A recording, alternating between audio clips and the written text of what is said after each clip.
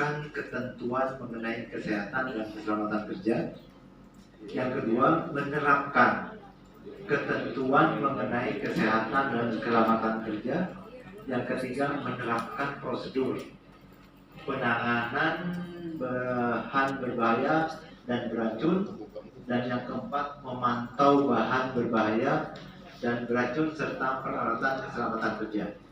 Ya, jadi ada 4 kegiatan besar yang akan kita lakukan. Ya. Adapun skenario Bapak dan Ibu yang sudah disiapkan yaitu di IN1 selama 5 jam, karena kita nyambung nanti dengan OJL, ya. Terutama nanti yang di OJL yang indikator-indikator yang penanganan libat, ya. Yang pertama kita akan brainstorming tentang jenis kecelakaan di laboratorium dan penanganannya. Yang kedua yaitu diskusi tentang jenis alat keselamatan kerja di laboratorium dan fungsinya. Ya. Setelah itu Bapak dan Ibu bisa mengamati video untuk mengidentifikasi jenis-jenis kecelakaan yang mungkin terjadi di laboratorium.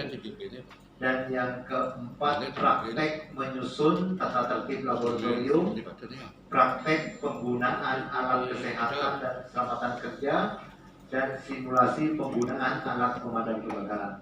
Ya, kita nanti yang kira-kira didesain sampai 2:30 kita akan berpraktek mensimulasikan bagaimana Bapak dan Ibu menggunakan apa tadi yang sudah dijanjikan oleh Bu Yani di pagi hari ini, ya, bagaimana kalau kejadian ada kebakaran di suatu laboratorium, kita menggunakan apa yang memang apa itu harus ada di suatu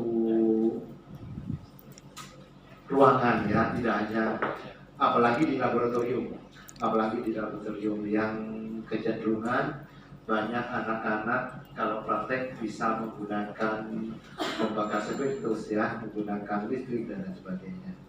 Dan di situ juga banyak kerumunan yang dengan tidak sengaja mungkin akan ada timbul percikan api, dan diharapkan dengan adanya APAR Bapak dan Ibu sudah memahami, dengan adanya APAR Bapak dan Ibu bisa menanggulangi secara dini kejadian-kejadian kebakaran kecil.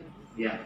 Nah, setelah itu di UJL-nya Bapak dan Ibu itu ada 4 jam lagi, yaitu di sini mengidentifikasi bahan-bahan yang berbahaya dan beracun dan limbah laboratorium serta prosedur untuk penanganannya.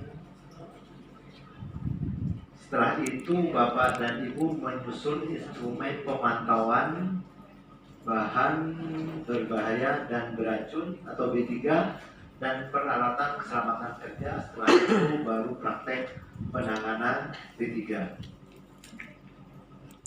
Praktek pemantauan kelengkapan alat penanganan bahan berbahaya dan beracun dan keselamatan kerja. Setelah itu membuat laporan hasil itu di UJL-nya untuk keselamatan dan kesehatan kerja di laboratorium.